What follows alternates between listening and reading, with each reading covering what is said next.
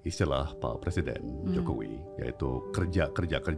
Itu memang beliau. Justru yang saya khawatirkan dari beberapa tahun lalu, itu terlalu banyak kerja, kurang mikir. Kalau kita berbicara tentang Pak Anies Baswedan, itu masih aja ada label-label seperti tidak bersahabat dengan kaum minoritas. Apa yang membuat Pak Lembong justru malah bukan hanya mendukung Pak Anies, tapi menjadi co-kapten tim Amin? Sungkem yang serendah-rendahnya itu bukan kerendahan hati. Menurut saya kerendahan hati itu adalah dengan ikhlas mengakui, oh iya saya salah.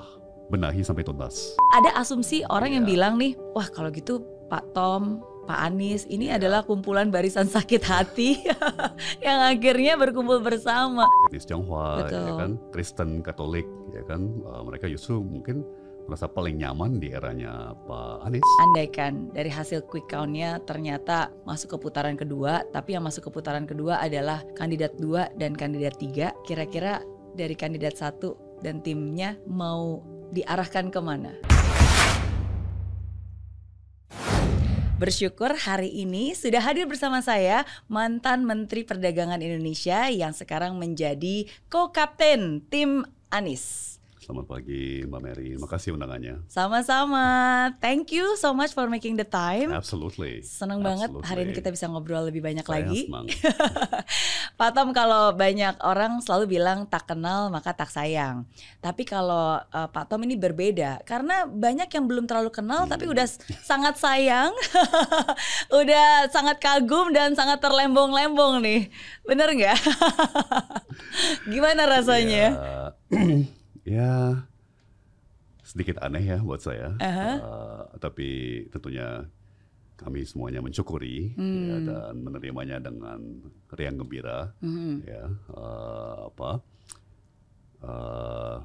nggak pernah kebayang, benar-benar nggak pernah kebayang. Ya. Jadi ini suatu hal yang baru bagi saya, tapi saya malah terkagum, sayanya yang terkagum-kagum. Oh ya? Dengan kreativitas dan imajinasi netizen ya, mulai dari guyon, jokes yang begitu kreatif ya, sampai fan art, orang bikin kartun-kartun, ya kan, remix video-video. Betul.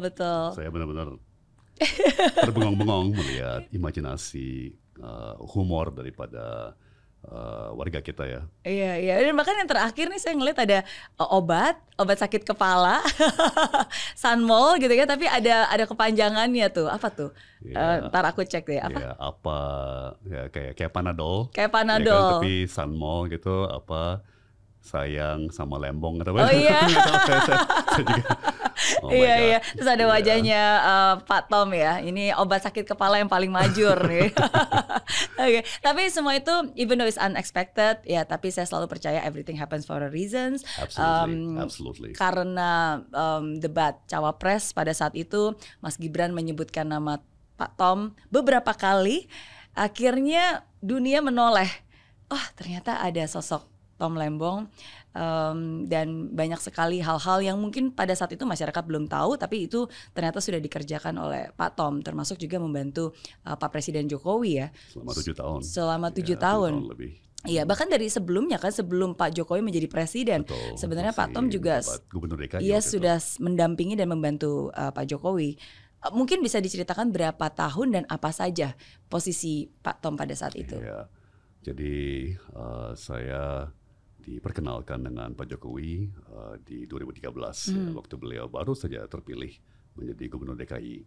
Dan tentunya kita banyak ngobrol mengenai dunia usaha, ya, karena beliau latar belakang pengusaha, saya juga latar belakang pengusaha. Tapi kalau beliau kan industri real gitu ya, industri mebel dan kayu, sementara saya dari sektor keuangan, perbankan ya, bankir. Ya kemudian jadi penasihat ekonomi, ya kan, terus membantu dengan terutama wawancara beliau dengan media internasional, ya, membantu membuatkan contekan.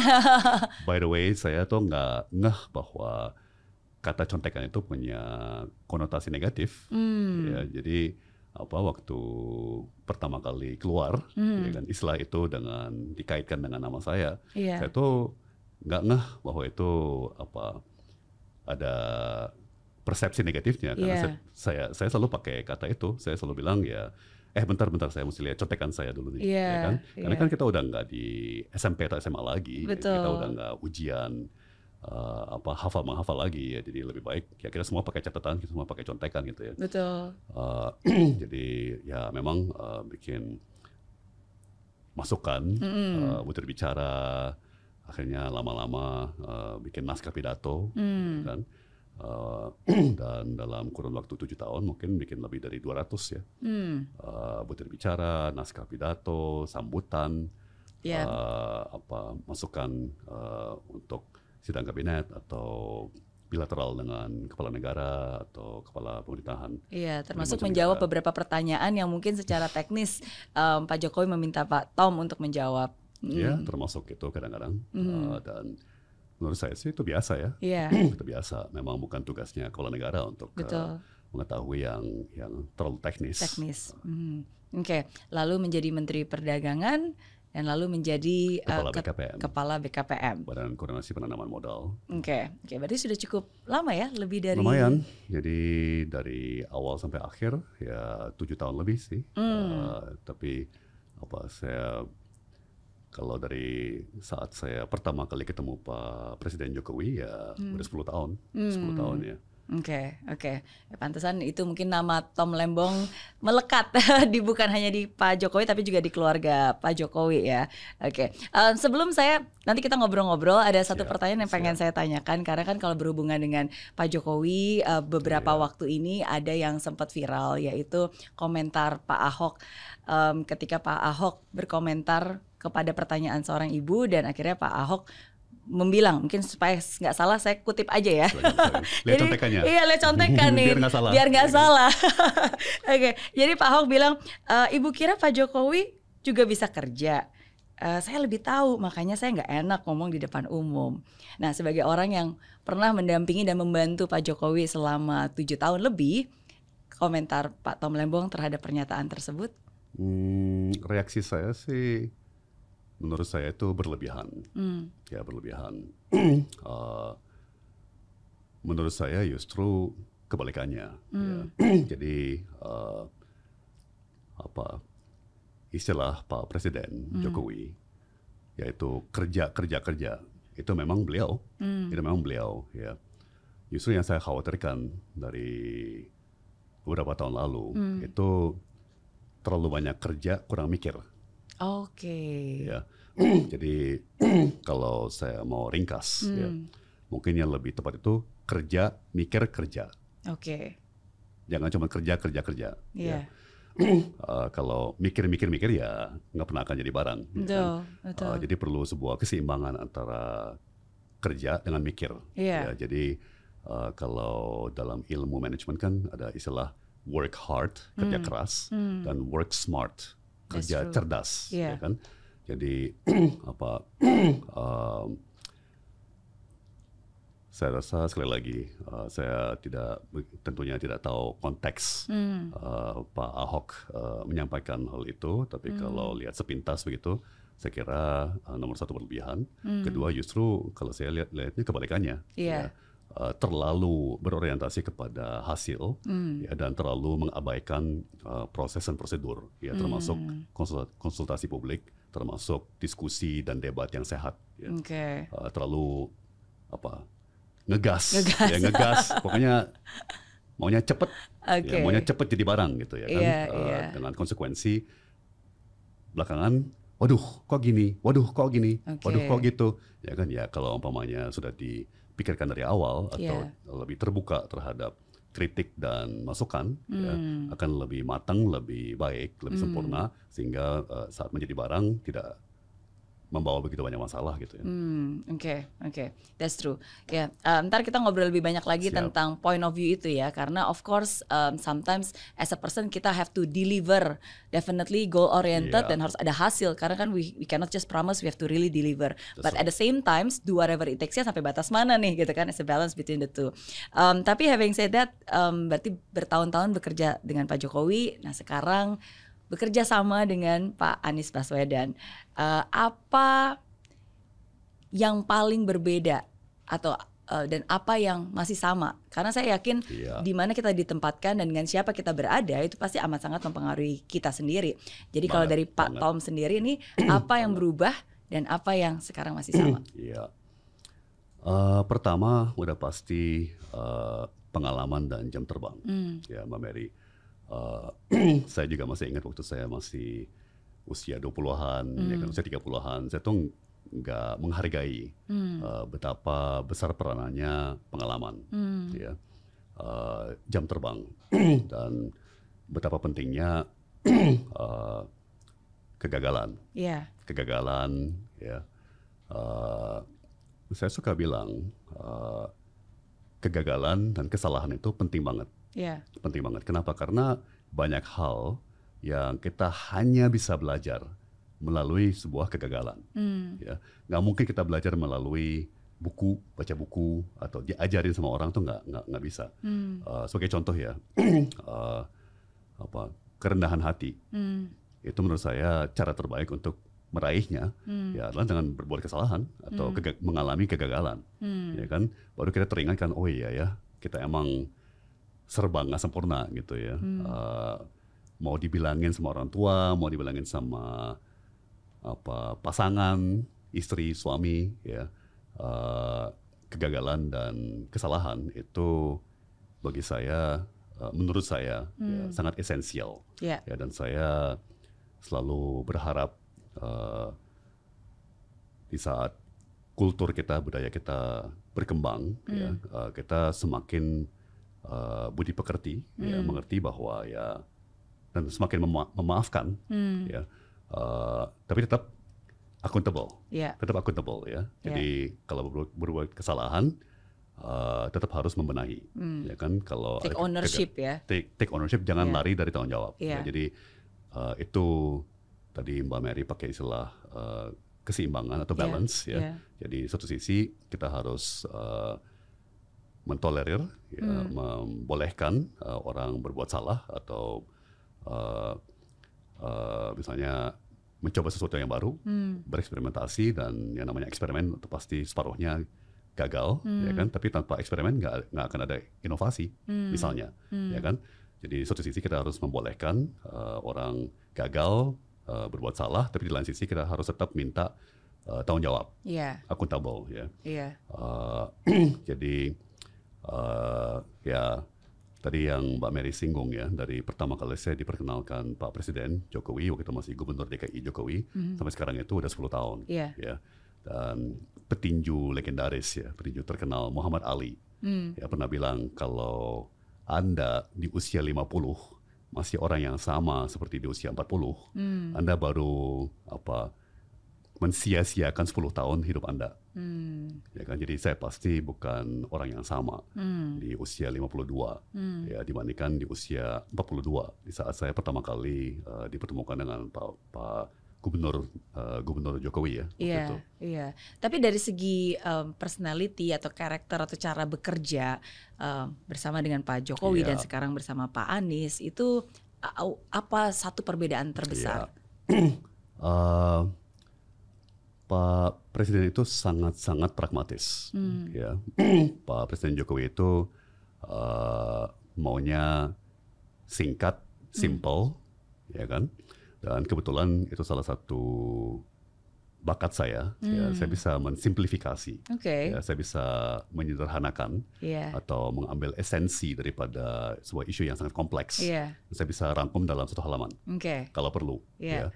Terutama bagi pimpinan, ya, di tingkat manapun, ya, saya bisa mencium gitu ya.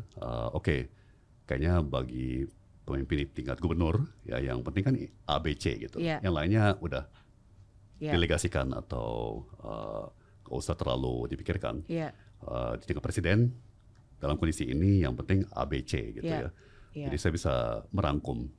Nah, kalau Pak Anies itu biasanya mau mendalami, ya, biasanya beliau mau sangat dalam. Karena memang backgroundnya juga akademisi, kan? Betul, jadi beliau mau tahu semua seluk-beluk, nuansa-nuansa, detail-detail, beliaunya orangnya sangat detail, ya, dan justru menikmati kompleksitas, ya. dan memang tujuan ujung kami, ya, Pak Anies dan saya sebagai intelektual tetap sebuah kesimpulan yang sederhana, ya, tapi rutenya beda. Yeah. Ya, kalau Pak Presiden Jokowi maunya secepatnya, udah langsung aja kasih ke saya kesimpulannya apa gitu kan. Dan debatnya itu terbatas. Kalau Pak Anies sukanya debat yang panjang, ya kan, berbulan-bulan, ya kan. Tapi nggak bertahun-tahun loh, berminggu-minggu, berbulan-bulan. Tapi beliau jarang sekali langsung setuju. Iya, karena setiap langkah yang kita ambil itu ada pengaruhnya ke kiri dan kanan, jadi itu juga harus menjadi pertimbangan. Jadi mungkin Pak Anies mempertimbangkan berbagai macam aspek supaya once the decision is made, ya semua kalau bisa bisa terimpact juga. Kalau saya lihat Pak Presiden Jokowi sukanya cepat, ya kan, cepat membuat keputusan, cepat mau lihat jadi barang. Ya, kalau Pak Anies lebih mempertimbangkan dan sangat mementingkan proses dan prosedur, ya. Jadi beliau memastikan bahwa beliau sudah dapat masukan dari beragam macam, jadi sebuah spektrum, ya. Jadi dari yang sangat pro sampai yang sangat anti, beliau mau dengar dulu, ya, semuanya, dan kasih waktu untuk membentuk sebuah konsensus antara berbagai pemangku kepentingannya. Jadi, ya, istilah beliau kan kolaborasi, kolaboratif. Kami tuh jarang sekali, ya, Mbak Mary, pakai istilah Pancasila. Tapi kalau dipikir-pikir lagi, itu sebenarnya sila keempat, permusyawaratan, musyawarah. Betul. Karena sebenarnya budaya kita bermusyawarah, ya kan. Jadi budaya kita itu sebenarnya bukan kayak CEO, diktator atau apalagi raja gitu, ya. Budaya kita adalah silaturahmi, ya kan, musyawarah, kemudian konsensus. Dan ketika diskusi berarti kalau memang ada hal yang memang ini harusnya tidak baik, ya tempat itu menjadi tempat yang aman untuk orang menyuarakan, even to disagree, gitu. Absolutely. Penting banget itu, penting banget. Jadi ini, Mbak Mary, saya tuh suka bilang dalam pengamatan saya, ya, di seluruh dunia, sebuah organisasi atau masyarakat itu kemajuannya dimotori oleh 2% yang paling gila, ya, yang paling nyentrik, yang paling aneh, ya kan, yang paling beda, gitu, ya. Dan justru mereka lah inovator, ya, tapi seringkali mereka itu aneh, ya kan, berbeda. Karena cara berpikirnya unpredictable. Tapi justru mereka yang melahirkan inovasi, ya, mereka yang membawa sudut pandang baru, mereka yang bawa ide-ide baru, ya, yang mungkin bikin kita bingung, ya kan, kadang-kadang tersinggung, ya, atau bahkan marah, ya kan. Tapi dengan sebuah proses, lama-lama ada benernya juga loh, ya. Jadi yang paling gampang dimengerti itu mungkin yang menantang status quo, ya. Jadi sudah ada sebuah sistem atau sudah ada pelaku yang sudah mapan, semuanya udah nyaman, ini namanya zona nyaman, ya kan. Tapi kalau terus-terusan di zona nyaman kan nggak ada kemajuan. Betul. Ya, jadi harus ada yang menantang, berani mendongkrak, ya kan, dan bahkan merusak, tanda kutip, ya, merusak. Tapi mungkin bisa di Google istilah creative destruction, ya. Jadi waktu aplikasi ojol seperti Grab, seperti Uber, seperti Gojek pertama kali datang, itu kan sangat merusak bagi industri taksi. Betul. Ya kan, tapi sekarang sudah menjadi sarana yang sangat membantu, mendasar, sangat membantu, dan sangat diandalkan puluhan juta warga kita setiap hari, ya. Jadi tapi waktu itu kalau Mbak Mary ingat, sempat bentrok kan antara supir taksi yang merasa terancam dengan supir ojol yang menggunakan online, menggunakan aplikasi, ya. Tapi itulah pentingnya yang tadi Mbak Mary bilang, sebagai pemimpin membangun suatu suasana, ya, di mana orang dari beragam macam pikiran, ya, termasuk yang paling nyentrik, yang paling aneh, ya, yang pada saat yang sama suka yang paling imajinasi, ya. Okay. Dan tapi seringkali, nah ini saya mungkin perubahan saya juga ya. Yeah. Dulu saya tuh norak banget. Oh iya. Sangat. Senorak apa? Arogan, norak ya. Jadi apa? Ya sayangnya orang yang punya imajinasi, punya pengetahuan, ya punya apa bakat untuk merintis atau terobos kadang-kadang ya memang norak gitu ya. Atau beda. Ya, jadi itulah pentingnya toleransi. Ini bagi saya bukan hanya masalah etnis, agama, ras, ya, tapi juga ideologi, cara berpikir, ya kan, cara berkomunikasi, ya kan, itu beragam macam. Jadi kebinekaan yang sebenarnya itu bukan bagi saya sudah kalau soal etnis, agama itu udah mendasar ya, itu udah anggap aja itu harus jadi ya. Tapi yang tahap berikutnya adalah toleransi terhadap cara-cara berpikir yang beda total, ya, dan mencoba mengakomodasi, ya, dan mengerti pandangan-pandangan yang sangat berbeda. Ya, karena dari situlah tercetus kemajuan, progres. Oke. Since Pak Lembong mau berbicara tentang tadi toleransi, cara berpikir yang berbeda, terus terang ada beberapa keputusan Pak Lembong yang mungkin banyak orang yang kalau tidak mengerti itu cukup mengagetkan. Oke, saya kasih konteksnya dulu ya. Oke, jadi kan kita semua tahu dan tidak bisa dipungkiri bahwa kalau kita berbicara tentang Pak Anies Baswedan itu masih aja ada label-label seperti politisasi agama, yang menggunakan agama-agama untuk kebutuhan politik, intoleran, termasuk tidak bersahabat dengan kaum minoritas. Oke, bagaimanapun itu tetap ada aja terus melekat di sosok Pak Anies Baswedan. Nah, sebaliknya Pak Tom ini kan juga kaum minoritas. Oke. Double minoritas. Oke. Tionghoa, Katolik. Yes, sama. We are the same gitu. Nah, sekarang pertanyaannya adalah apa yang membuat Pak Lembong justru malah bukan hanya mendukung Pak Anies, mendukung 01, tapi menjadi co-kapten tim Amin. Siap. Jadi begini Mbak Mary, meskipun pada saat kejadiannya ya di 2017 itu sangat memprihatinkan dan bikin geger kita semua, ya. Dan saya tidak mau masuk ke apakah ini salahnya Pak Anies, apakah ini salahnya Pak Ahok, ya, salahnya siapa, ya. Tapi faktanya itu kejadian, ya, bahwa ada ratusan ribu demonstran yang turun ke Jakarta dari manca provinsi, ya. Betul. Dan memang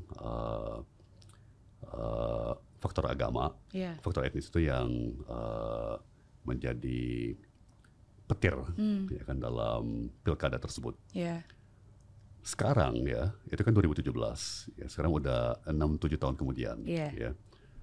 Yang saya lihat ternyata itu sebuah berkah. Ya, kenapa? Karena sekarang Pak Anies punya jalur komunikasi ke kelompok-kelompok tersebut, ya, dan beliau dirangkul oleh kelompok-kelompok tersebut. Beliau punya kredibilitas, ya, beliau bisa berkomunikasi, dan beliau menggunakan hubungan tersebut untuk misalnya menyelesaikan ratusan izin membangun gereja. Ya, kenapa? Karena beliau bisa berkomunikasi dengan warga setempat yang menolak pembangunan gereja. Beliau bisa berkomunikasi dengan kelompok-kelompok, ya, yang bikin heboh, ya kan. Tapi sebagai contoh ya, baru di eranya Pak Anies menjabat Gubernur DKI, kita melihat pohon Natal ya di Sudirman, di Tamrin, di jalan-jalan utama Jakarta. Kita pertama kali dalam sejarah Republik melihat paduan suara, ya, Christmas carols di jalan-jalan utama di Jakarta, ya. Di tempat-tempat umum seperti kayak airport, terbuka, bahkan, di airport, dan mana kelompok-kelompok radikal. Mana protes-protes dari kelompok-kelompok agama keras, satupun nggak ada. Ya, itu membutuhkan sebuah upaya yang peka, ya, dan berwibawa, ya, bijaksana, yang banyak kan terjadi di belakang layar. Ya, jadi kita sebagai publik hanya lihat hasilnya saja. Ada pohon Natal, ada paduan suara terbuka, ya, dan kita nggak melihat bahwa kita udah lupa bahwa nggak ada protes, nggak ada demo, ya kan, dari kelompok-kelompok garis keras.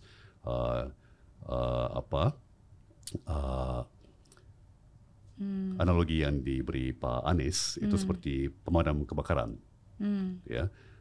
Kalau pemadam kebakaran rajin keliling-keliling, ya, mengimplementasikan pencegahan kebakaran, ya, tidak ada yang merayakan dia sebagai pahlawan, ya. Tapi kalau umpamanya terjadi kebakaran, kemudian dia seperti superhero datang dengan ngiung-ngiung, ya kan, dengan fire truck, ya, dengan pasukan pemadam kebakaran, terus dia padamkan kebakaran, dia selamatkan nyawa orang dalam gedung yang terbakar. Wah, dia dianggap pahlawan, ya kan?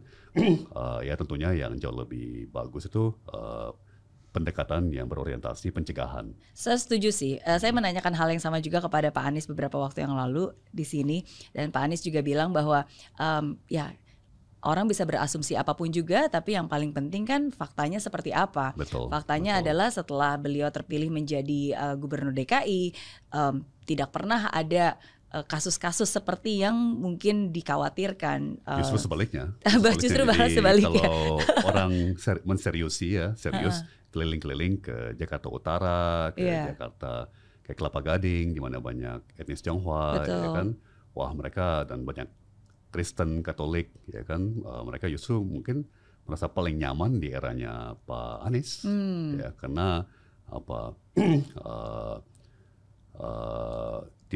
kelompok-kelompok tanda kutip garis keras dari agama lain tidak terus-menerus diprovokasi, ya kan, untuk atau merasa terprovokasi, ya, untuk rahasia-rahasia misalnya, atau berisik, ya. Betul. Dan ada banyak juga yang sudah dilakukan di Glodok contohnya, di daerah Pecinan itu jadi jadi lebih muncul, dan yang tadi keberagaman betul. Untuk bisa muncul simbol-simbol yang sesungguhnya itu mungkin tidak berarti banyak bagi orang lain, tapi itu sungguh sangat berarti bagi orang yang memang kaum itu, karena itu menunjukkan bahwa we are accepted, gitu ya. Hanya Pak Anies sebagai gubernur Jakarta yang berani membangun kembali gapura di Glodok, ya, di wilayah Pecinan. Dan itu karena beliau tidak perlu takut, ya, beliau tidak perlu khawatir. Istilah saya itu keislamannya tidak diragukan, dan beliau punya jalur komunikasi, ya, beliau dihormati, direspek, ya, meskipun mungkin banyak pendukungnya tidak setuju, tidak sepakat, tapi dengan mereka diajak bicara, ya, mereka akhirnya bisa menerima, ya, dan akhirnya, ya, kadang-kadang meskipun menggerutu, ya, ikhlas, ya, kan Anda gubernur yang saya pilih, ya kan. Ada istilah bahasa Arabnya sih, bahasa Muslimnya gitu, ya, tapi saya nggak berani pakai, takut salah, ya, tapi istilahnya itu, ya, Anda pemimpin saya, jadi saya percayakan tanggung jawab saya kepada Anda, biar itu menjadi beban Anda, ya.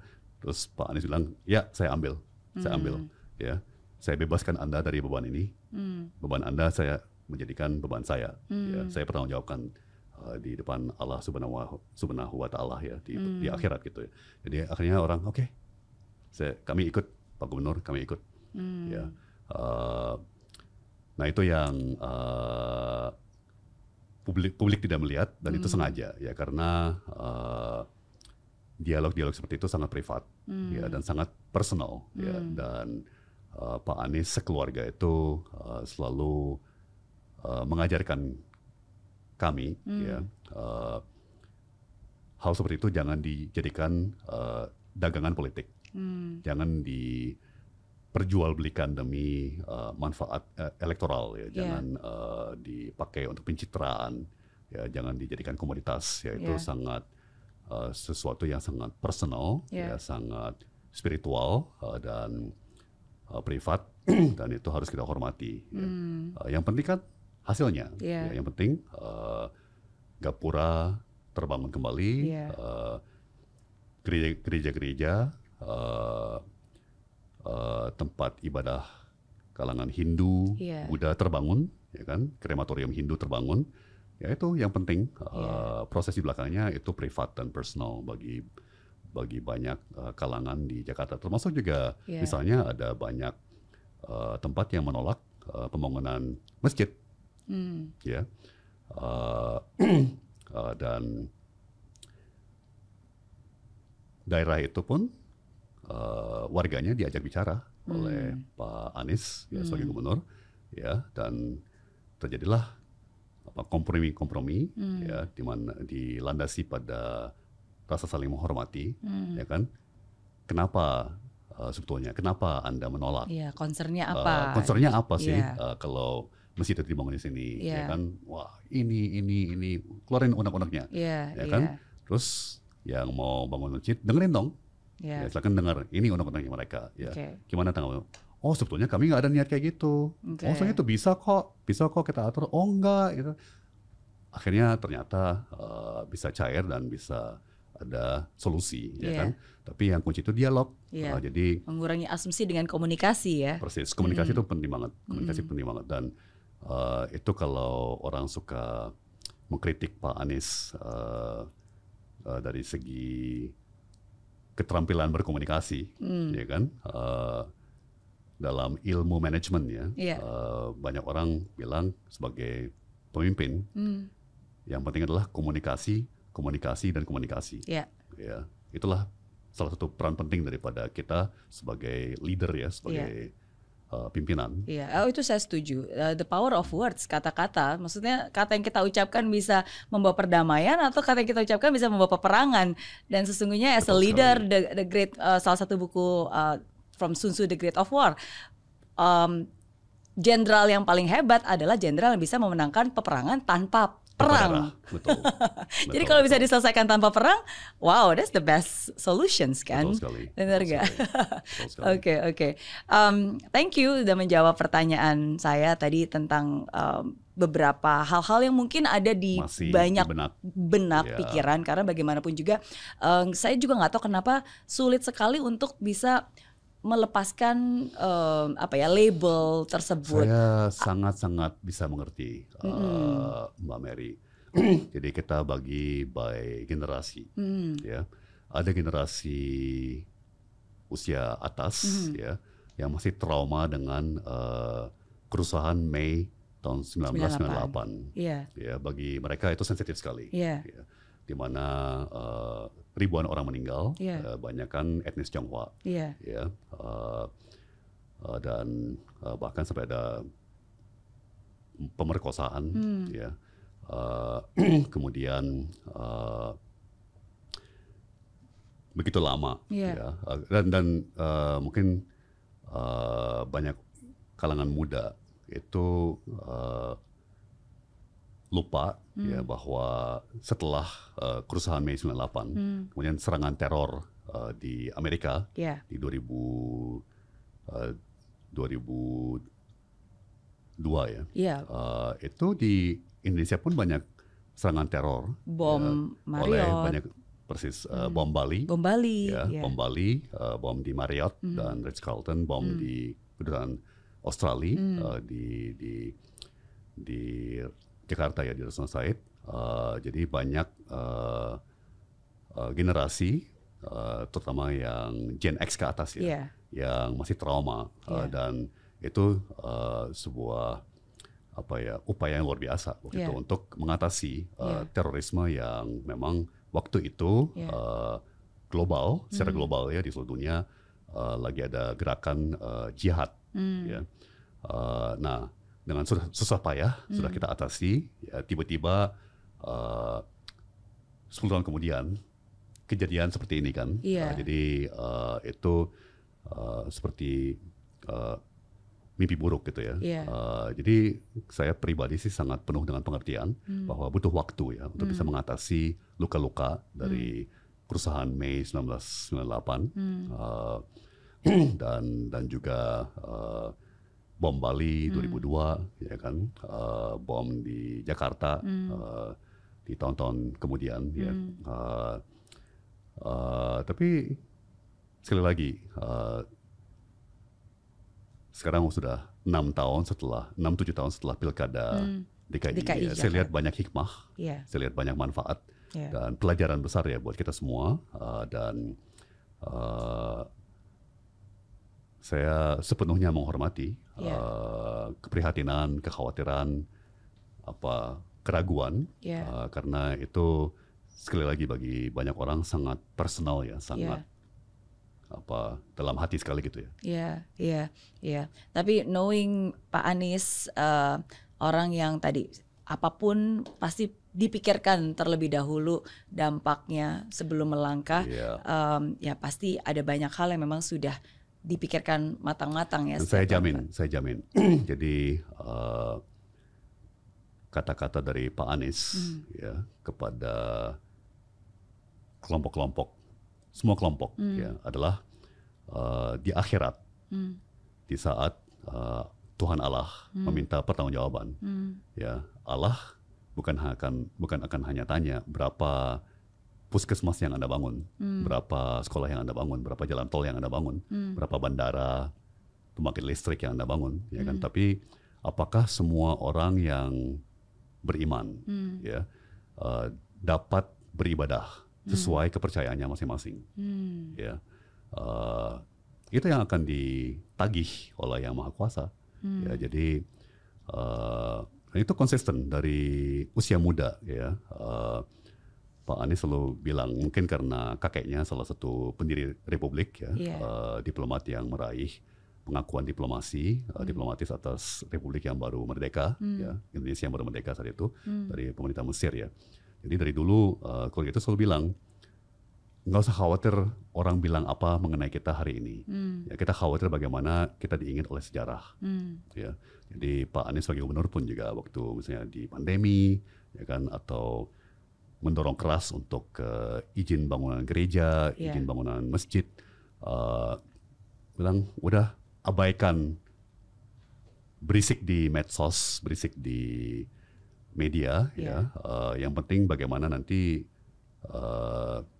sejarawan ya mencatat kita di buku-buku sejarah, itu yang akan menggema puluhan tahun, ratusan tahun, ribuan tahun. Jadi medsos menggema viral cuma berapa hari, media juga berapa hari, berapa minggu, tapi sekali tercatat dalam buku-buku sejarah itu selama-lamanya. Ya, apalagi akhirat, ya. Lebih lama lagi. Setuju. Infinity. Setuju. He's a person with value. Dan saya yakin apapun juga keputusannya sebagai pemimpin dari level manapun juga, basically driven by value. Banget. Dan justru yang kita cetuskan kan, kita bilang kita mau menggeser orientasi kebijakan yang saat ini banyak pihak menilai, bukan hanya kami, banyak pihak menilai sangat transaksional, ya, berorientasi pada untung rugi. Ya, ini untungnya buat ekonomi apa, ruginya apa, ya. Kita mau menggeser orientasi seperti itu kepada orientasi yang berbasis nilai, nilai-nilai, norma-norma, prinsip-prinsip, ya. Dan apa itu misalnya contoh-contoh nilai, ya. Satu itu bagi saya, dan mohon maaf saya pakai istilah Inggris ya, the primacy of human life, ya, bahwa nyawa manusia itu di atas segala-galanya, ya. Jadi kalau umpamanya ada benturan kepentingan antara nyawa dengan industri, yang harus menang itu nyawa, nyawa manusia, jangan industri yang menang, ya kan, nyawa yang ngalah. Atau misalnya benturan kepentingan antara nyawa dengan ekonomi, ya, seperti di saat pandemi, ya kan, ya yang harus ngalah ekonomi, ya nyawa yang harus menang gitu. Nah kita sekali lagi jarang-jarang pakai istilah-istilah Pancasila gitu ya. Yeah. Tapi kalau pikir-pikir lagi, itu kan sila kedua, Pancasila, kemanusiaan yang adil dan beradab. Kemanusiaan, kemanusiawian gitu ya. Kita harus manusiawi gitu. Itu bahayanya kebijakan yang terlalu berorientasi pada hasil.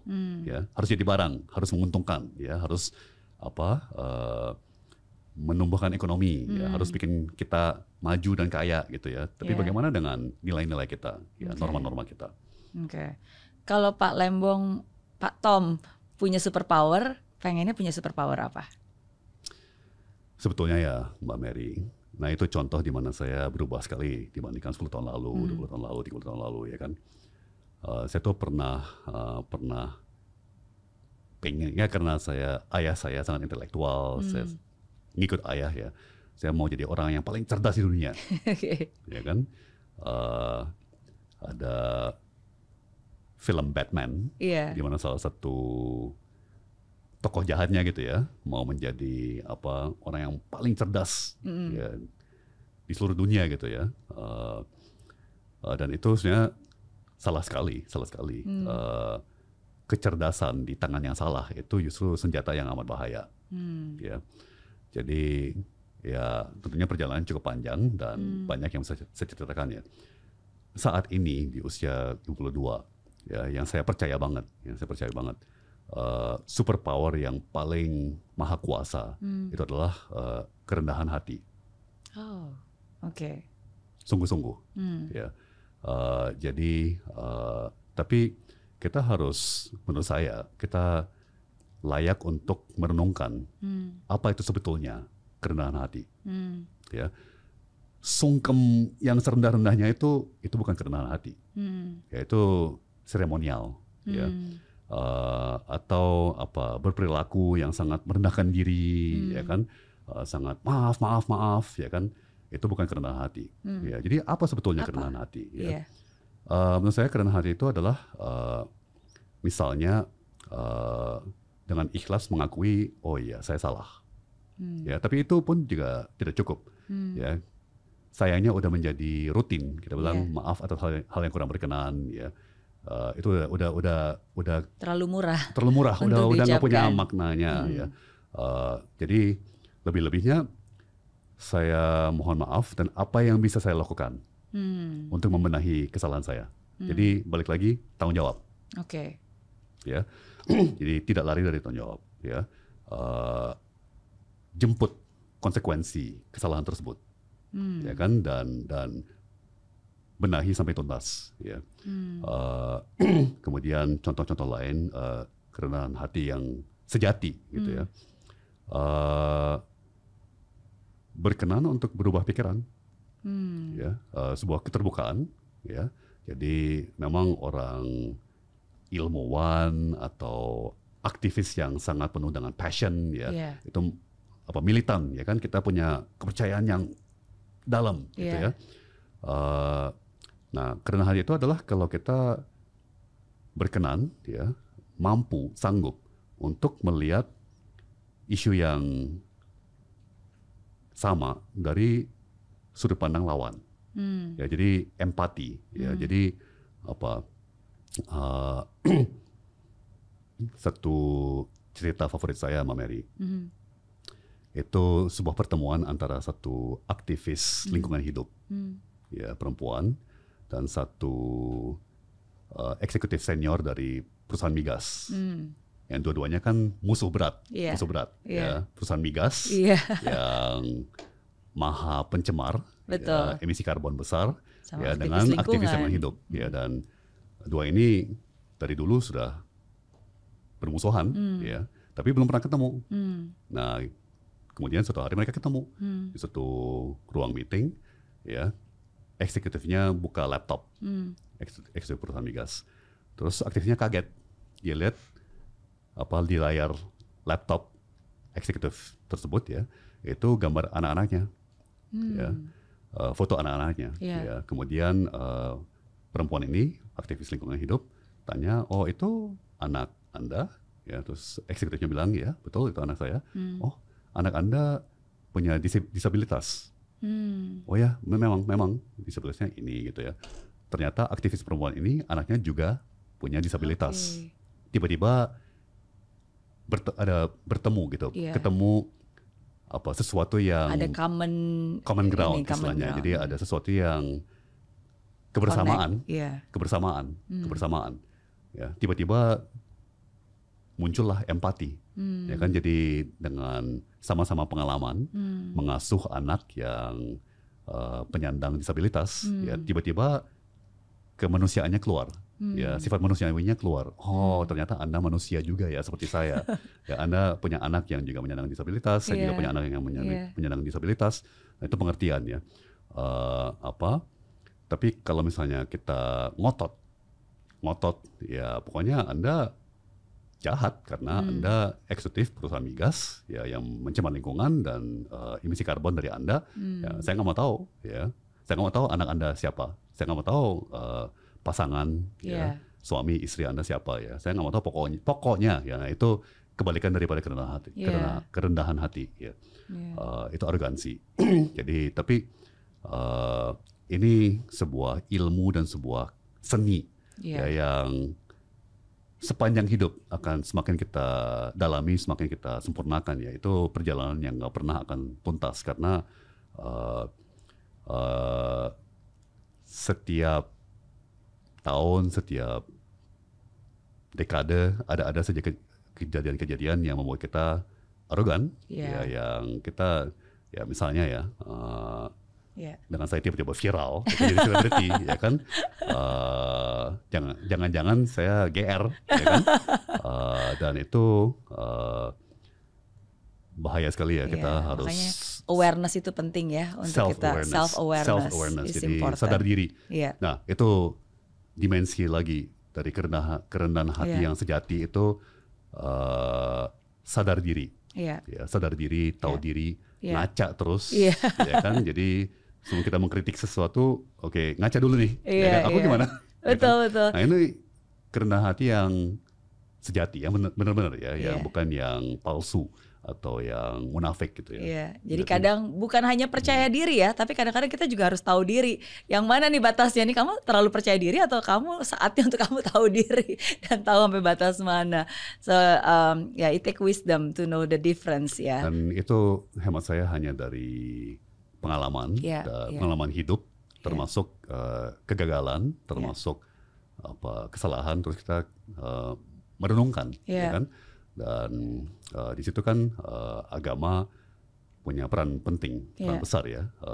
Jadi kita belajar dari nabi-nabi, para nabi, dan ajaran-ajaran agama, ya, dan banyak kisah-kisah yang kalau kita, oh itu kayak saya ya, oh itu kayak saya ya, oh itu kayak saya ya. Yang ternyata ini pengalaman humanis, ya, manusia udah ribuan tahun ya, ada saja arogansi, ada saja fanatisme, ada saja sok tahu, ada saja lari dari tanggung jawab, ego. Betul. Ya, jadi ada satu pepatah, dia yang tidak bisa menguasai dirinya itu budak, dan dia yang bisa menguasai dirinya itu raja. Ya, jadi soalnya kuasa itu mulai dari bisa mengendalikan dirinya, bisa menguasai dirinya dulu. Ya, jangan mau menguasai orang lain dulu, ya, menguasai dirinya dulu, ya kan, baru kita bisa bicara mengenai minta wewenang dari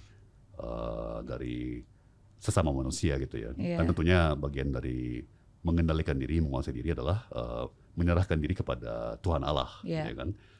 Jadi mencari terus-terusan di mana iman kita, ya kan, dan terus mencari-cari ya suara hati kecil, ya kan, suara nurani, ya kan, dan sulitnya makanya kan istilahnya hati kecil. Jadi suaranya tuh lembut, tipis tipis, lembut. kecil. Sementara suara ego kita kan berisik, besar. And loud gitu kan. Persis. Jadi itulah seni dalam hidup ya, yang akan muncul setelah jam terbang dan pengalaman yang banyak gitu ya. Agree. Senang bisa ngobrol sama Pak Tom karena ada banyak value-value yang saya sangat sepaham dan sependapat.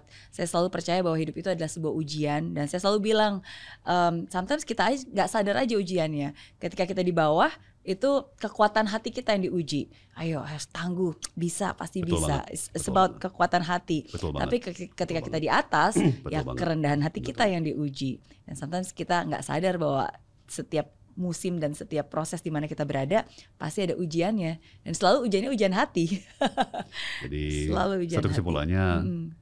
Mbak Mary pakai terus kata sadar ya, sadar. Jadi mungkin satu kesimpulannya ya itu kesadaran, awareness ya, self consciousness gitu, self awareness, sadar diri, sadar peka terhadap sudut pandang orang lain, peka terhadap suasana, ya, peka terhadap kondisi dan nasib juga orang lain ya.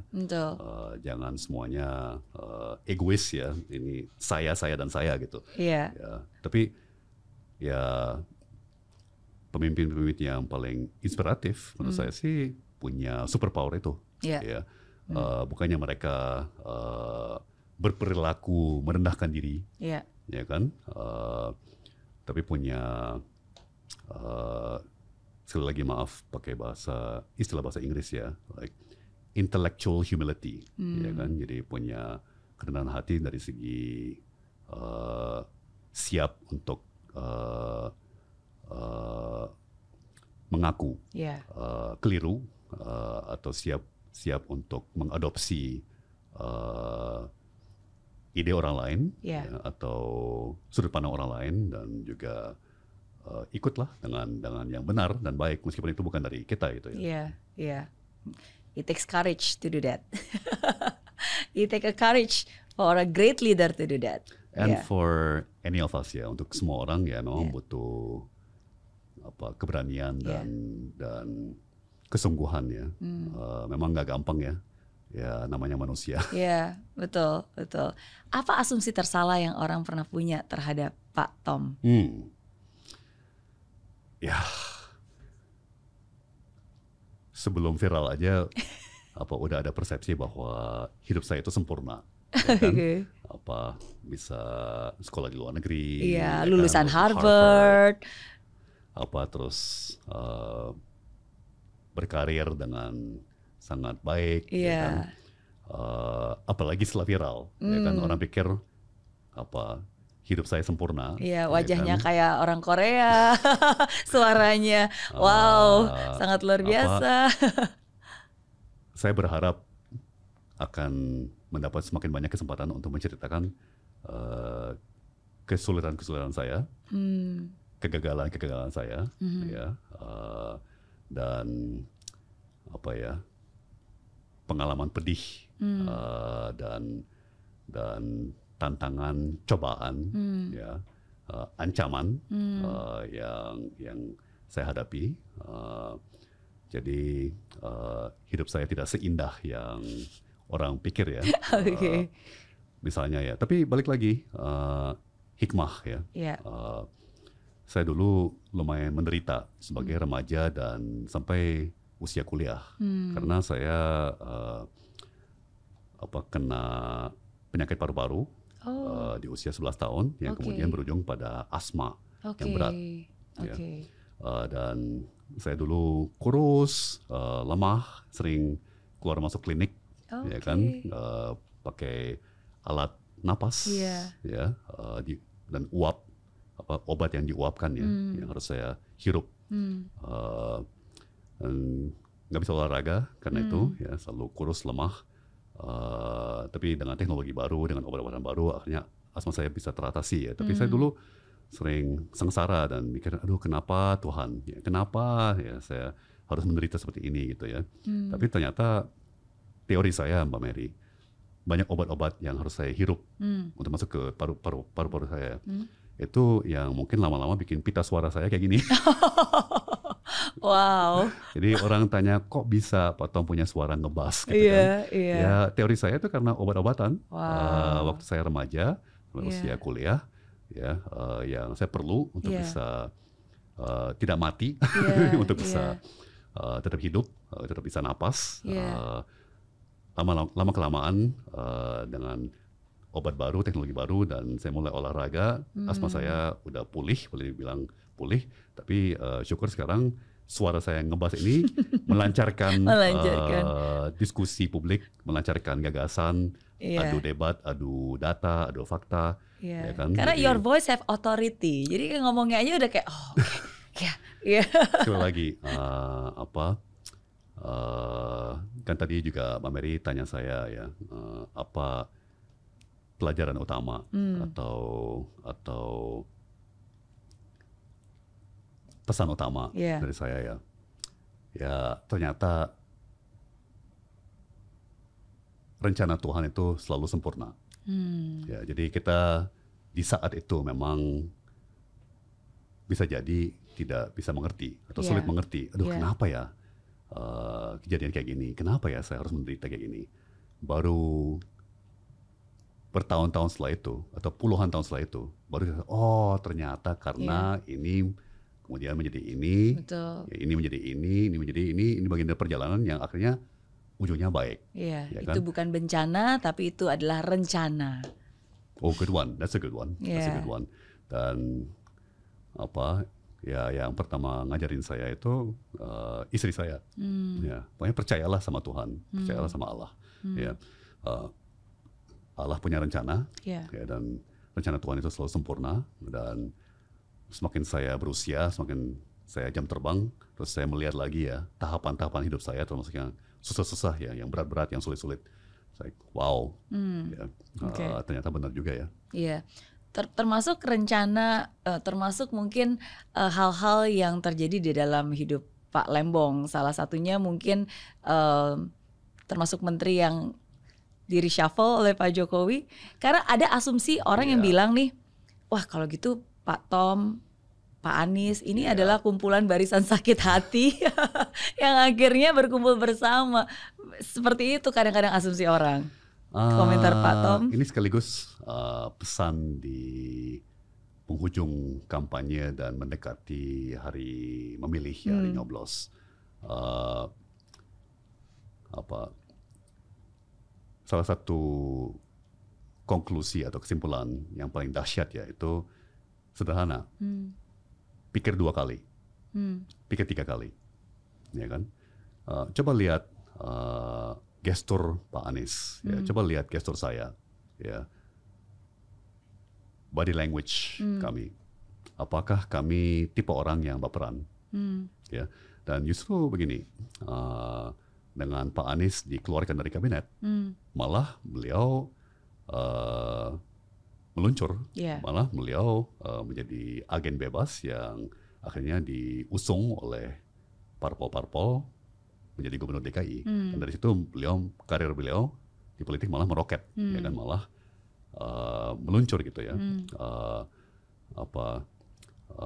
Kemudian saya misalnya dipindah dari Kementerian Perdagangan ke Badan Koordinasi Penanaman Modal, ya. Saya 3 tahun di BKPM, syukur bisa banyak berkontribusi. Ya, bahkan banyak kontribusi saya yang paling besar itu saat saya di BKPM.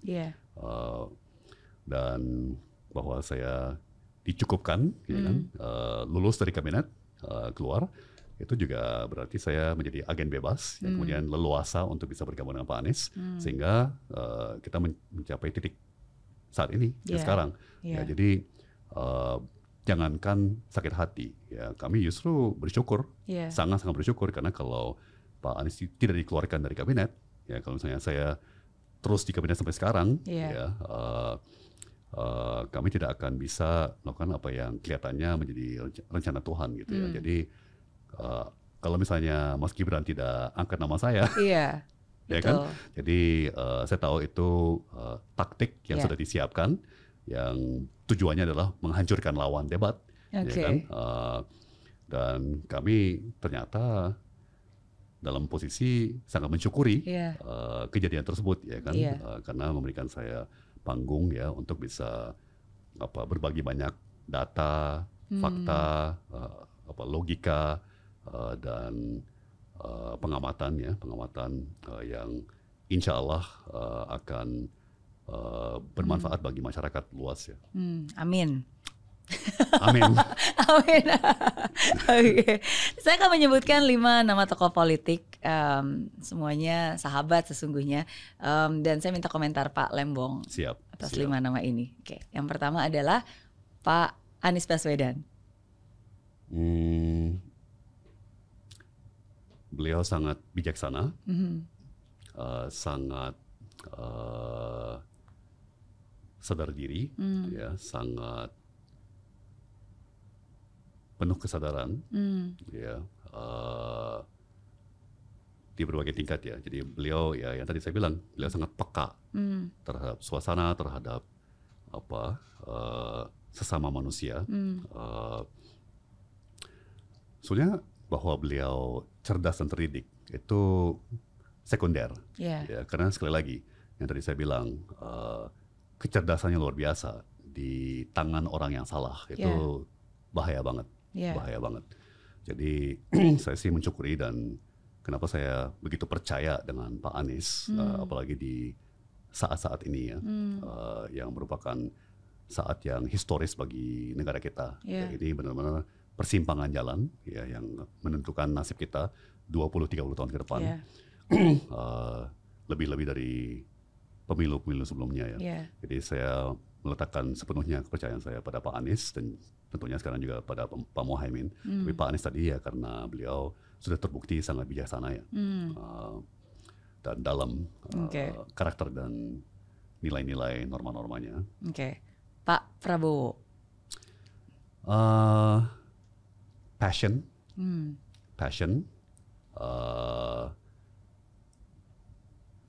Sayangnya saya sulit menghindar dari kata emosional. Saya tegaskan tidak ada niat negatif ya. Jadi istri saya itu orang yang sangat emosional, ya. Tapi emosi itu kan dari hati, ya. Nah kita hanya punya tanggung jawab untuk pilah mana emosi yang negatif, emosi yang positif, ya kan. Jadi dan justru kan kami yang di debat cawapres bilang Pak Muhaimin menyampaikan pakai hati, pakai otak ya. Jadi tapi kalau saya lihat menarik, saya sebenarnya sangat menghormati keluarga besarnya Pak Prabowo. Ya. Jadi terutama seorang teknokrat yaitu iparnya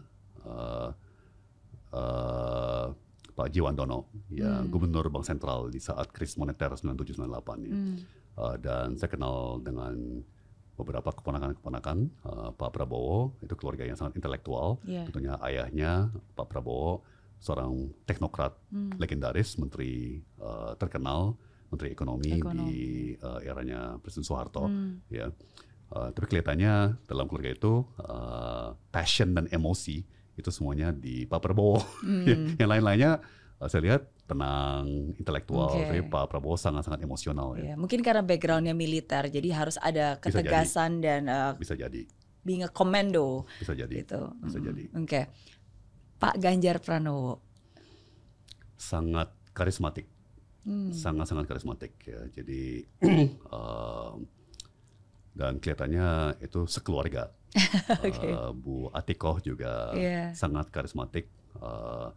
Mas Alam Ganjar juga sangat karismatik ya, jadi menarik, sangat-sangat menarik ya, benar-benar mempesona, benar mempesona ya, dan itu ada manfaatnya bagi masyarakat dan bagi dunia politik,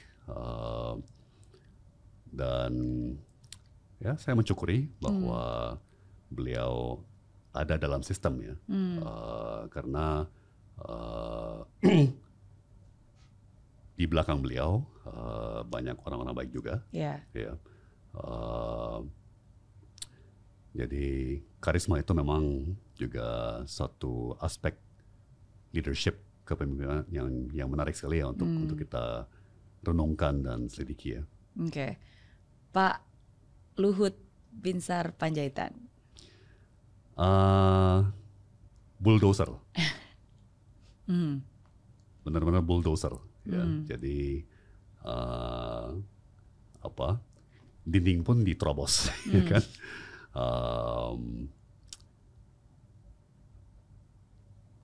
Ya maaf sekali lagi saya terpaksa pakai kata bahasa Inggris ya, kayak forceful, ya. Jadi kayak berotot gitu ya. Ya paling gampang sih tadi itu bulldozer. Dan sekali lagi saya mau tegaskan itu banyak aspek positifnya, ya. Ada juga aspek negatifnya, ya. Dan sebenarnya kan itu pentingnya teamwork. Ya, kita saling melengkapi, ya, saling menyeimbangi, ya, saling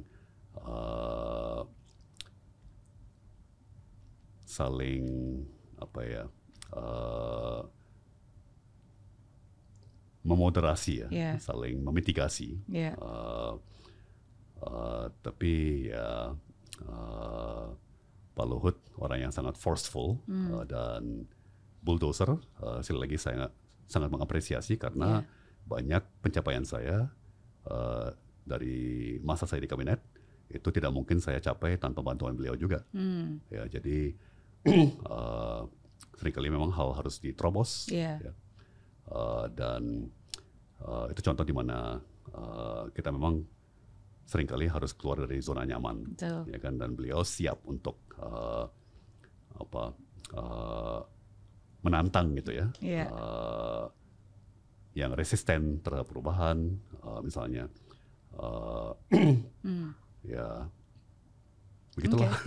Ya, setuju. Kadang di tempat dan waktu yang tepat itu menjadi sangat efektif ya. Kalau misalnya bangunan memang mau dihancurkan untuk dibangun kembali, ya mau sampai kapan diketok-ketok, kan sebenarnya bulldozer meratakan dan cepat dan efisien. Oke. Terakhir Pak Jokowi. Wah, saya udah pakai kata karismatik untuk Pak Ganjar ya. Jadi udah nggak usah dipakai lagi ya. Tactical, ya, sangat taktis, ya, sangat taktis. Jadi manuver-manuver beliau ya dari dulu, ya, dari saat wali kota Solo sampai gubernur DKI, sampai presiden RI periode pertama, yang di awal-awal, di tengah-tengah, di penghujung, itu manuver-manuvernya luar biasa, ya. Jadi penuh dengan kejutan, dan efek kejut itu salah satu ciri khas beliau, ya, melakukan yang tak terduga, ya. Dan tadi Mbak Mary sempat singgung buku terkenal Sun Tzu, The Art of War, ya kan.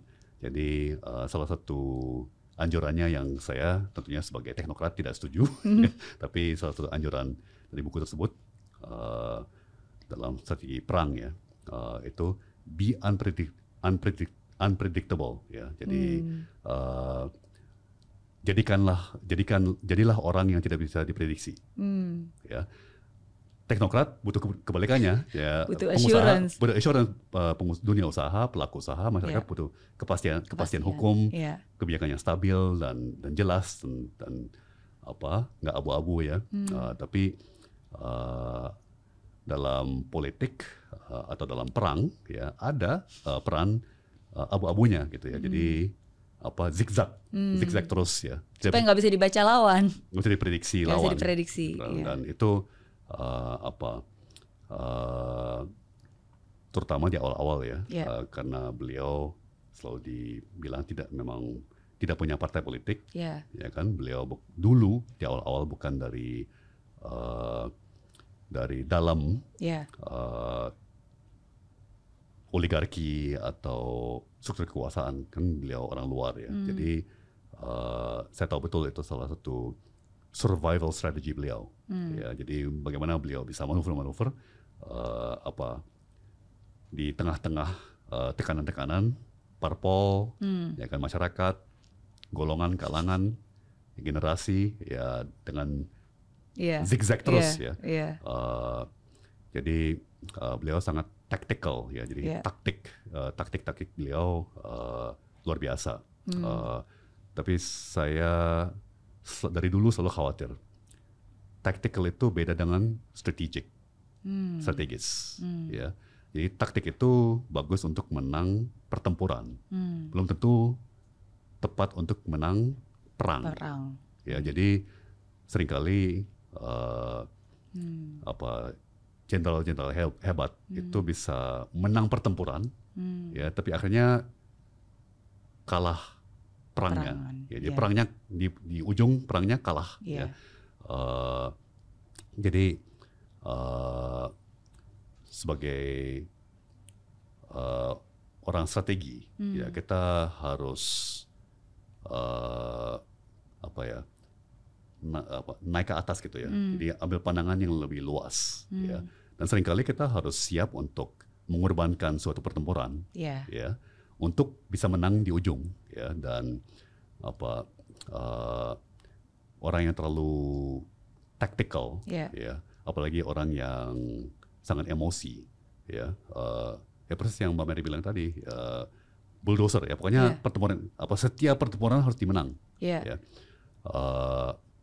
Saya punya teman dekat di kuliah, ya, dia sebenarnya kapten dari tim renang di universitas saya, ya, di Harvard. Dan satu musim olahraga renang itu kan katakan 8 bulan. Nah, itu ada beberapa pertandingan. Ya. Justru dengan sengaja tidak setiap pertandingan harus dimenangi. Ya, jadi udah atur strategi dari awal sampai akhir, ya kan? Karena peperangan itu naik turun. Ya, jadi naik terus turun, naik turun. Yang penting kan ujungnya. Ya, dan hasil kumulatifnya. Ya kan? Jadi tidak setiap pertandingan harus dimenangkan. Justru sengaja perang ini nggak penting. Dalam strategi saya yang ini nggak penting. Jadi kalau saya kalah hanya posisi ketiga, keempat, kelima itu oke, karena saya lagi simpan tenaga untuk pertandingan berikutnya. Ya. Dan saya lagi jaga gudang amunisi, ya, untuk di ujung musim pertandingan. Ya. Demikian juga dengan peperangan. Ya. Tidak semua pertempuran harus dimenangi. Ya. Kadang-kadang kita sengaja ngalah. Ya. Yang penting tetap punya visi ujungnya apa sih, ya kan? Tujuan kita gitu ya. Ya, sekaligus sedikit bicara mengenai ilmu manajemennya. Iya. Oke, totally agree, karena ya kita harus tahu ya peperangan mana atau pertempuran mana yang harus kita perjuangkan, yang mana yang harus kita let go, yang mana yang bahkan didatengin aja nggak perlu sebenarnya.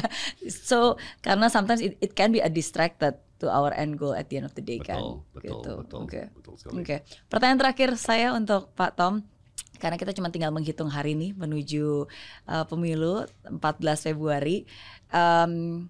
Setiap hari kalau setiap kali saya ketemu dengan teman-teman atau orang-orang yang baru, saya selalu nanya gimana nih, udah tahu belum memilih siapa dan seterusnya. Dan responnya beragam ya. Tapi banyak dari mereka berkomentar bahwa ini pemilu yang sangat sulit. Bahkan ada yang bilang this is the worst pemilu gitu kan, karena berbagai macam kondisi yang menempatkan kita sekarang berada di titik ini. Dan bahkan juga ada yang bilang, waduh berarti ya kita harus pilih yang terbaik dari 3 yang memang tidak sempurna gitu ya kan. Tapi saya percaya sih hidup itu kan bukan tentang apa yang terjadi, tapi bagaimana kita menyikapi apapun yang terjadi. Ya setiap suara kita tuh pasti akan menentukan ke depannya seperti apa. Betul sekali. Nah sekarang pertanyaan saya nih, menurut Pak Tom, gimana caranya, apa konsiderasi yang paling tepat untuk memilih pemimpin yang tepat? Iya. Yang sungguh-sungguh bisa dipercaya, bisa deliver, dan bisa menjadikan Indonesia menuju Indonesia emas. Jadi betul sekali yang Mbak Mary bilang tadi ya. Istri saya pun cerita, ya, hampir semua teman dan keluarga beliau bingung mau milih yang mana. Dan itu beliau sampaikan ke saya baru beberapa hari lalu. Ya, jadi setelah berbulan-bulan berkampanye, ada semuanya, masih bingung, ya kan. Pertama, ya karena menurut saya ini yang paling atas dan paling penting dan paling utama dalam hidup manusia ya, yaitu iman. Ya. Balik lagi yang tadi kita bicara, kita cari-cari suara hati kecil, ya kan, suara hati kecil. Sekali lagi, gampang murah bicara suara nurani, itu gampang dikatakan, tidak gampang dipraktekkan. Ya. Jadi karena suara nurani itu kecil, halus, kita harus cari-cari dengar mana nih. Sementara suara persis yang Mbak Mary bilang tadi, suara ego, suara passion, suara emosi itu besar, dominan, ya, berisik. Dalam keputusan yang penting dalam hidup, ya, dan ini satu memilih pimpinan kita untuk 5 tahun ke depan, ini salah satu keputusan yang sangat penting ya. Tapi kadang-kadang juga ada keputusan nyawa, hidup mati dalam sebuah keluarga, ya kan. Yang pertama ya, turunkan volume, suara ego, suara emosi, suara berisik ya, dan sunyikan jiwa, ya, kita bikin jiwa kita sunyi supaya kita dengar suara Tuhan, ya, suara hati kecil kita, ya. Jadi semua ujungnya kembali kepada iman dulu. Itu dulu ya. Dulu. Nah, kedua mungkin begini, yang tadi saya juga sempat singgung ya, pikir 2 kali, pikir 3 kali, pikir 4 kali, pikir 5 kali, ya. Jadi terbukti banyak studi dan riset ya, hasil akan kurang baik kalau dihasilkan oleh respons yang reaktif. Jadi ada gimmick kita jatuh cinta, ya, ada trik gimmick kita bereaksi, ya kan, itu namanya reaktif, ya. Dan gimmick itu oke, ya, asal itu hanya pintu masuk, ya. Setelah sudah dapat pintu masuk, ya kan, perlu ada substansi, perlu ada keseriusan, gitu ya. Jadi jangan hanya berhenti di masuk ke rumah, ya. Masuklah ke dapur, ke meja makan, ya, masaklah substansi, renungan-renungan, pemikiran-pemikiran yang berwibawa, ya, bagi kita bermartabat sebagai warga, sebagai manusia, ya. Jadi mungkin teman-teman milenial, Gen Z pakai istilah, ya jangan yang recehan lah. Jadi kita coba berkelas, ya. Nah, itu nggak ada kaitannya dengan penghasilan, ya. Jadi bahkan saya lihat banyak sekali teman-teman berpenghasilan rendah itu sangat berkelas. Saya kagum betul, ya. Gampang untuk kita berkelas kalau kita punya banyak uang, ya. Tapi bagi mereka yang berpenghasilan menengah bawah atau rendah, untuk mereka berkelas, punya sikap dermawan, ya, ikut menyumbang padahal mereka sudah pas-pasan, ya. Itu luar biasa.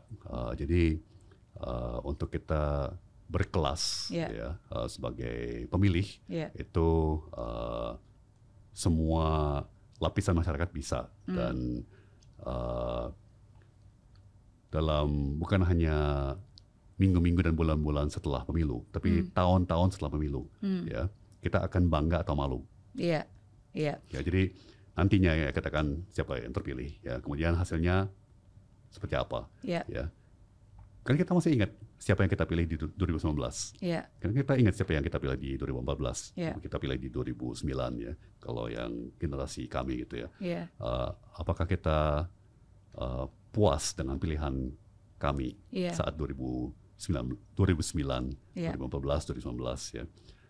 Demikian juga 2024. Di 2029 ya kita akan bangga atau puas atau nyesel, ya kan? Dan itu kebanggaan atau penyesalannya nggak kecil, akan nggak kira-kira gitu ya. Itu akan besar gitu ya. Kita akan kalau lihat kondisi yang kita hadapi, itu akan bangga banget atau nyesal banget. Ya. Dan saya tidak mengklaim bahwa kita punya monopoli atas kebenaran, ya. Dan seperti kalimat terakhir dari Pak Anies di debat capres final, ya, ujungnya kami di Timnas Anies Mohaimin, termasuk kedua paslon kami, menyerahkan semuanya kepada Allah, ya kan? Kami sudah berupaya yang terbaik, ya kan? Tapi ujungnya akan kehendak Tuhan Allah, dan seperti tadi kita sudah singgung, di usia 52 tahun di tahapan hidup sekarang, saya percaya sekali bahwa rencana Tuhan itu selalu sempurna. Ya, tapi bagi kita ya sebagai umat, sebagai warga, ya pertama ya iman, coba kita sunyikan jiwa kita supaya suara Tuhan, suara hati kecil kita bisa keluar. Kedua, pikir 2 kali, 3 kali, 4 kali, 5 kali ya, karena ini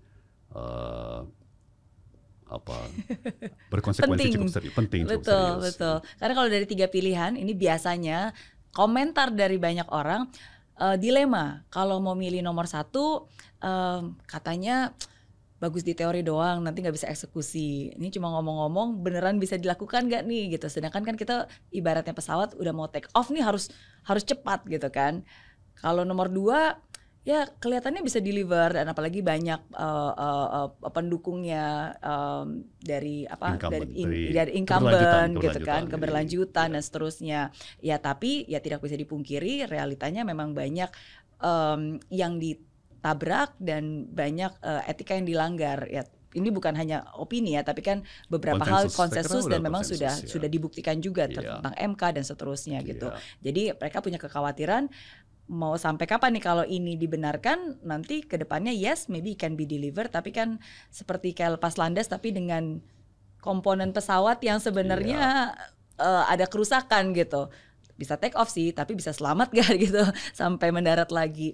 Itu yang kedua. Nah kalau yang ketiga, banyak kan good, mereka juga suka, cuma banyak yang tidak berempati dengan Ibu Mega karena dinilai terlalu ya seperti kayak apapun juga presiden petugas partai dan seterusnya. Jadi harus memilih antara ketiga ini. Gitu. Ya manusia itu tentunya selalu senantiasa tidak sempurna. Ya. Tidak ada yang sempurna. Ya, dan yang sudah viral perkataan Romo Francis Magnus Suseno ya, bahwa ya nggak ada tuh pilihan yang sempurna, ya kan? Tapi kita antara lain ya mencegah yang terburuk untuk pegang wewenang tertinggi gitu ya. Jadi apa ya? Tapi saya dan segenap tim kampanye Anies Mohaimin mensyukuri bahwa justru pemilu ini, kampanye ini yang paling substantif, ya. Kampanye ini yang paling berbobot ya, gagasan daging. Daging, banyak dagingnya, ya. Bukan konser-konser pasar malam, ya kan, dan lucu-lucuan, tapi banyak debat publik, dan itu kan sebuah kemajuan yang luar biasa dibandingkan 5 tahun lalu, dibandingkan 10 tahun lalu, apalagi 15 tahun lalu, ya kan. Syukur sejauh ini politik identitas tidak keluar. Semua punya keinginan yang kuat untuk menghindar daripada politik identitas. Makanya tahapan berikutnya adalah saya menghimbau semua kita hindari name calling, dan panggil nama, ya kan, antek asing lah, nama-nama yang menghina atau mencela gitu ya. Tapi ini dilema ini harus kita syukuri ya, bahwa nomor satu kita punya beberapa pilihan, lebih dari 2 bahkan, ada 3 pilihan. Memang kalau terlalu banyak pilihan juga tidak baik ya. Kalau misalnya kita punya 12 pilihan, like, wah terlalu banyak ya kan. Tapi 3 atau bahkan 4 pilihan tuh menarik loh. Jadi kalau kita ke restoran kan, kita juga cari restoran yang menunya agak lengkap, ya kan. Betul. Masa kita ke restoran yang pilihannya cuma 2 pilihan makan, ya kan. Jadi 3 pilihan itu berkah, memberikan banyak opsi, dan ini benar-benar sebuah spektrum ya. Dan mencerdaskan kita semua sebagai pemilih yang benar-benar berpikir. Saya kira begitu. Jadi selamat memilih. Apapun pilihannya, kami jamin kami menghormati pilihan masing-masing. Ya. Betul sekali yang beredar bahwa berbeda pilihan politik biasa. Ya, kita berantem di saat pemilu saja. Ya, setelah itu kembali menyatu, ya kan. Dan ya itulah di saat kita di kotak, ya di kotak memilih ya, dan membuka kertas suara, ya itulah suara hati kecil dan suara nasib hati kecil kita ke depannya. Dan nasib kita di momen itu ya. Jadi satu pelajaran lagi ya mungkin singkat. Hidup kita ternyata ditentukan oleh saat-saat kritis. Ya, jadi mungkin dalam karir saya, dalam hidup saya 52 tahun, mungkin saya bisa mengidentifikasi 7, 8 atau 9 titik ya, saat yang begitu menentukan. Ya. Kalau saya memilih berbeda, wah hidup saya akan beda total. Ya. Jadi memang ada momen-momen kritis ya, saat-saat kritis. Seperti misalnya memutuskan untuk menikah, ya kan? Apakah ini pasanganku? Apakah benar saya ini dengan yang ini nih? Itu atau saya jomblo dulu, ya kan? Nah ini momen kritis buat bukan hanya bangsa dan negara ya, dan dunia. Karena Indonesia itu memang penting, besar, negara besar dalam posisi yang penting di konstelasi dunia ya. Tapi juga penting bagi kita pribadi, bagi anak kita, adik kita, orang tua kita, keponakan kita, opa oma kita. Ya. Ini salah satu keputusan yang paling berpengaruh atas nasib adik, kakak, keponakan, anak, orang tua, ya, karena yang memegang wewenang tertinggi di negara itu sekarang saya menyadari ya punya dampak yang luar biasa. Kita sering tidak merasakannya, ya, karena banyak dampaknya itu tidak langsung, ya, tapi akan beda-beda sekali. Apapun hasilnya di tanggal 14 Februari nanti pasti sangat penting. Andaikan dari hasil quick count-nya ternyata masuk ke putaran kedua, tapi yang masuk ke putaran kedua adalah kandidat 2 dan kandidat 3. Kira-kira dari kandidat 1 dan timnya mau diarahkan kemana? 2 atau 3? Pertama, itu bukan bidang saya di dalam timnas. Ya, saya co-captain bidang substansi, materi, kebijakan, ya, bukan bidang politik. Jadi mungkin yang saya bisa sampaikan agak terbatas ya. Tapi yang sudah pasti ya, kita tetap berpegang teguh kepada nilai-nilai, norma-norma ya, yang kita perjuangkan itu sebenarnya itu. Ya. Nilai-nilai, norma-norma. dan visi yang kami punya buat negara kita. Dan visi itu nggak akan berubah apapun hasil pemilu, ya kan? Dan karakter dan rekam jejak Pak Anies yang sudah kita lihat selama puluhan tahun, beliau itu konsisten. Ya, jadi yang akan memudahkan bagi semua kalangan sih, ya, orang akan tahu persis posisi kita seperti apa, ya, apakah itu masalah ekonomi, ya kan, termasuk hilirisasi misalnya, ya kan, apakah itu mengenai kesehatan pendidikan, posisi kami sangat jelas, ya, dan itu tidak akan berubah, ya. Tentunya kita belajar terus, ya, tadi yang saya tekankan. Pentingnya kerendahan hati, termasuk untuk belajar terus dari orang lain, kan? Terima terus masukan, berubah pikiran, ya kan, terus kembangkan pikiran, tidak statis tapi dinamis, ya, juga sesuai zaman, tapi pada intinya ya, core values, core character ya akan terus seperti ini, dan kita lihat apa rencana Tuhan buat kami, ya. Kalau dari Pak Tom sendiri, ini bukan berbicara tentang tim karena pasti itu ada tim sendiri yang strategi, tapi kalau dari Pak Tom sendiri secara individual, yang mana yang core value-nya lebih mendekati 02 atau 03? Just in case misalnya yang satu nggak lolos putaran, kan masuk ke putaran kedua nih, cuma ada 2 dan 3. Lucunya ya Mbak Mary, saya tuh sebenarnya orangnya tidak begitu politis, ya. Kalau istilah Inggrisnya tuh partisan, ya. Jadi saya tuh sebenarnya tidak terlalu kayak memihak, ya. Saya justru juga mensyukuri bahwa saya bukan anggota parpol manapun, ya. Karena dengan demikian saya bisa leluasa ke semua parpol, ya, dan orang mengerti bahwa saya tidak memperjuangkan kepentingan parpol atau kalangan, tapi saya memperjuangkan ide, ya, dan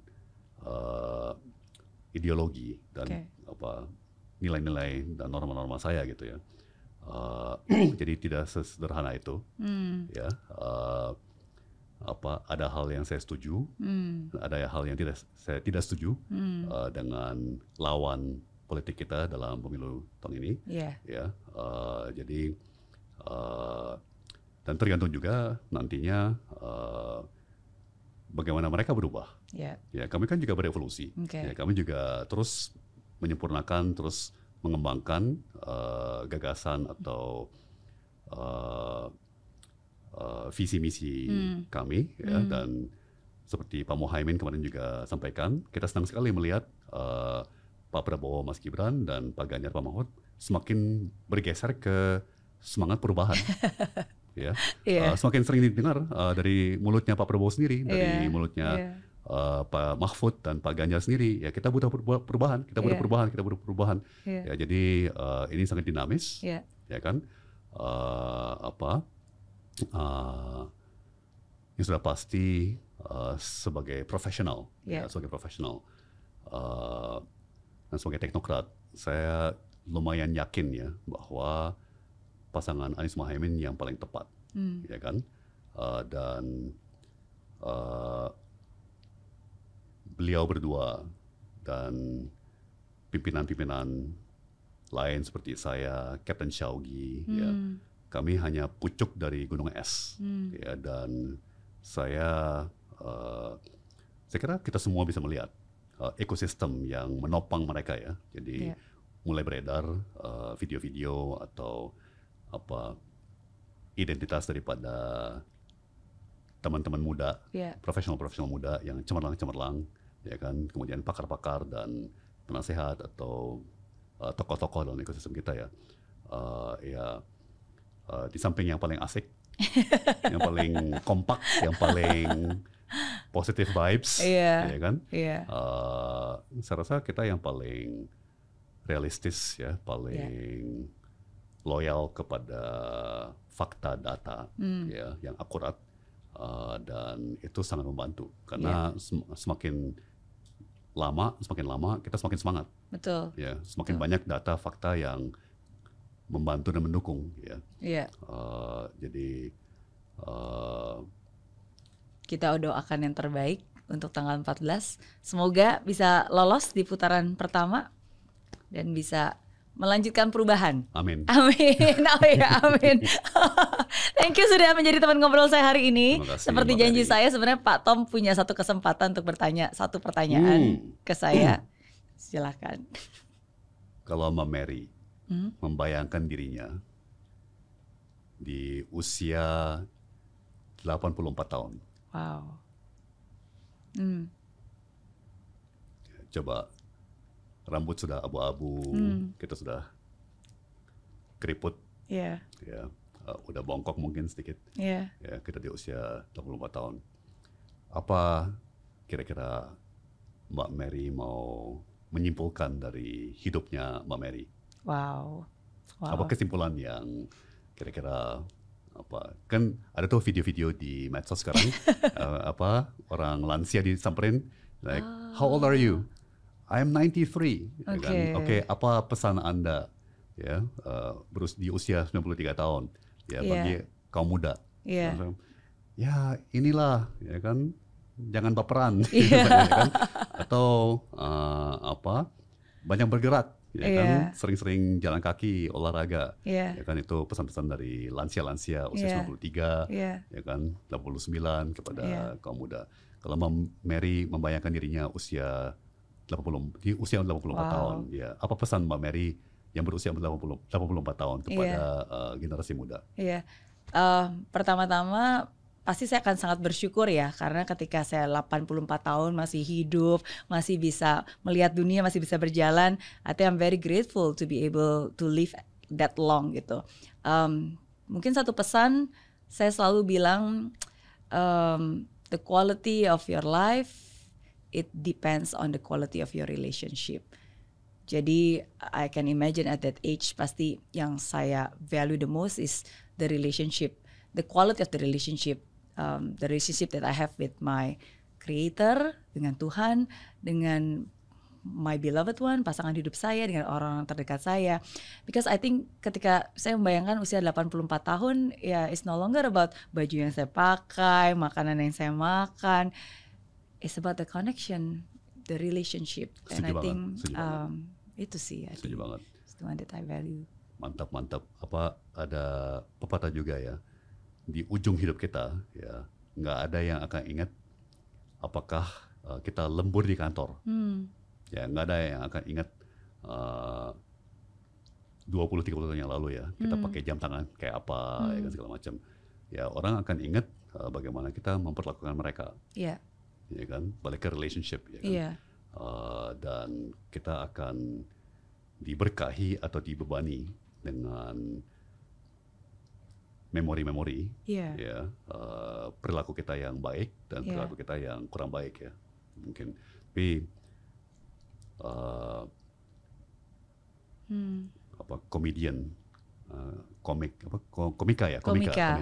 terkemuka dari Inggris, John Cleese, ya, pernah menyampaikan di akhir hidup ya, di penghujung hidup, itu ternyata yang benar penting buat kita hanya 4, 5 atau 6 orang saja. Ya, itu yang benar-benar inti dari semua relationship kita ya. Jadi relationships is fundamental ya. And relationship is built over time kan. Maksudnya itu kan sesuatu yang harus benihnya tertanam dari sejak kita muda, kita bina, kita pupuk. Baru di saat itu kita bisa menikmati dan mengembrace. Kalau baru saat itu kita mulai, is too late, is different. Jadi saya diajarin satu eksekutif senior ya, yang saya kagumi ya. Istilah apakah kita lagi tanam pohon atau kita lagi gali kuburan?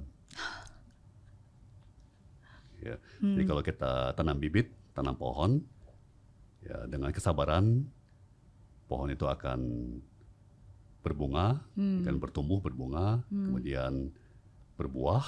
Ya, buah itu mengandung bibit lagi, yang kita tanam lagi, ya. Dan kita lama-lama bangun sebuah taman ya yang indah, ya, di mana semua kupu-kupu dan burung dan makhluk tertarik untuk ikut dalam taman itu ya. Atau kita lagi gali kuburan, ya, termasuk kuburan kita sendiri, ya kan. Jadi itu bagi saya analogi yang sangat menarik ya. Interesting. Terima kasih Mbak Mary. Thank you so much. Thank you. Sukses terus. Salam buat Pak Anies, salam buat Gus Imin. Akan saya sampaikan. Thank Terima you. kasih Mbak Mary. Sama-sama. Thank you.